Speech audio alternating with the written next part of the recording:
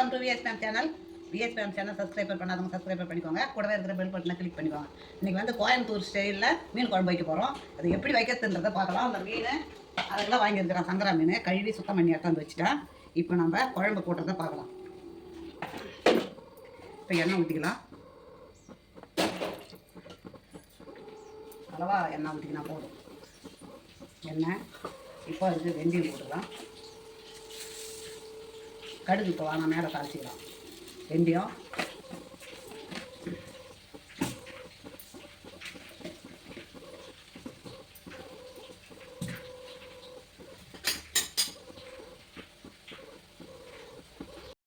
கடுகு போட்டுக்கலாம். இப்போ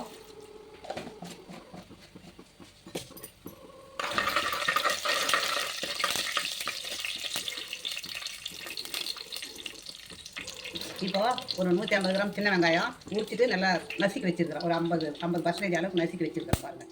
அதே மாதிரி கறிவேப்பிலை, பூண்டு ஒரு 10 பல்லு பூண்டு அதையும் தட்டி போட்டு வச்சுருக்கிறேன். 2 தக்காளி, சைஸான தக்காளி. இப்போ கடுகு பொரிட்டோம், வெந்தயமும் சேவக்கட்டும். நம்ம இதை அப்படியே போட்டுக்கலாம். சேவந்து போச்சு. இப்போ அதுக்கு அந்த ஊற்றி போட்டுக்கலாம். இப்போ அதுக்கு அந்த மஞ்சள் தூளும் அப்படியே போட்டுக்கலாம்.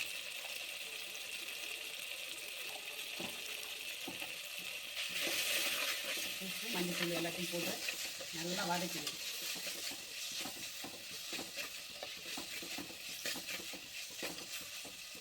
வதங்கட்டும், குழம்பு போடுவோம்.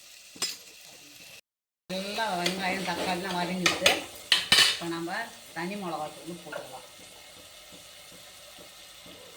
தனி மிளகாத்தூள்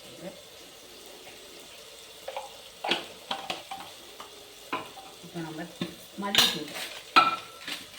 மல்லித்தூள் ஒரு 2 ஸ்பூன் போடுறோம்.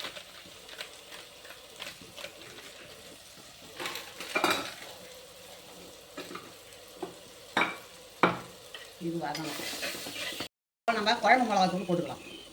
ஏற்கனவே நம்ம தனி மிளகாத்தூள் மல்லித்தூள் போட்டுக்கிறோம். குழம்பு மிளகாத்தூள் கொஞ்சமாக போட்டுக்கலாம். எண்ணெயை நம்ம திட்டமாக தான் ஊற்றிக்கலாம். எண்ணெய் தேவையில்லை அதிகமாக. இப்போ புளி தண்ணி ஊற்றிக்கலாம்.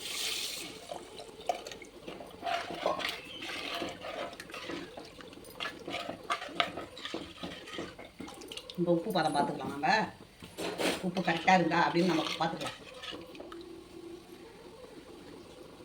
உப்பு கரெக்டாக இருக்கு. இது நல்லா கொதிக்கிட்டோம். அப்புறம் தேங்காய் அரைச்சி பால் எடுத்து ஊற்றணும். தேங்காய் அப்படியே ஊற்றக்கூடாது, பால் எடுத்து தான் ஊற்றணும். தேங்காய் இருக்குது பாருங்கள், இதெல்லாம் எடுத்துடணும். இது வேணவே வேணாம். ஏன்னா இது உடம்புக்கு அவ்வளோ கெடுதலை. இது வேணாம். இப்போ நம்ம சுத்தம் பண்ணி வச்சுருக்கோம் பாருங்க. இந்த மாதிரி நல்லா வெள்ளையாக சுத்தம் பண்ணி வச்சுருந்து இதெல்லாம் கொஞ்சமாக அதன்னு சுடு தண்ணி ஊற்றி நம்ம அரைச்சி பால் எடுத்துக்கலாம். இந்த பாலை எடுத்து தான் நம்ம குழம்புல சேர்க்க போகிறோம். அதை சேர்க்கும் போது காமிக்கிறேன். நான் குழம்பு கொச்சின்னு இருக்குதுங்க. இங்கே பாருங்கள், இதுதான் தேங்காய் பால். இது என்ன கலராக இருக்குதுன்னு நினைக்கிறீங்களா? இதில் வந்து ஜீரகம் போட்டு அரைச்சிருக்கிறேன்.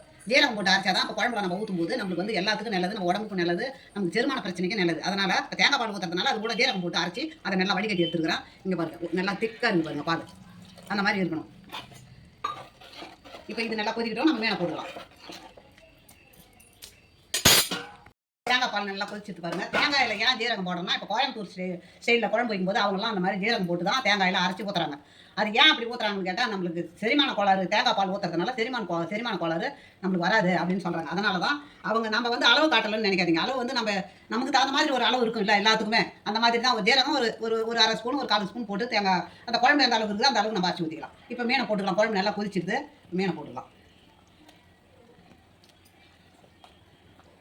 அருமையாக இருக்குங்க அந்த மாதிரி குழம்பு. இது இந்த கோயம்புத்தூர் ஸ்டைலில் வைக்கிற குழம்பு அவ்வளோ சூப்பராக இருக்கும். அதுக்கே வந்து பாறை மீன் தான் வைப்பாங்களாம் அவங்க. நம்மளுக்கு பாறை மீன் கிடைக்கல, சங்கரா மீன் தான் கிடச்சிது. நம்ம சங்கரா மீனில் வைக்கிறோம். பாறை மீனில் வைப்பாங்களாம் அவங்க. சூப்பராக இருக்கும் அப்படி இந்த மாதிரி வச்சாங்க. இப்போ கொதிக்கிட்டோம், மூடிடலாம். இப்போ நம்ம எடுத்துக்கலாம். நல்லா கொதிச்சிருக்கு மீன். இப்போ இது மேலே நம்ம மல்லித்தூளை போட்டுடலாம்.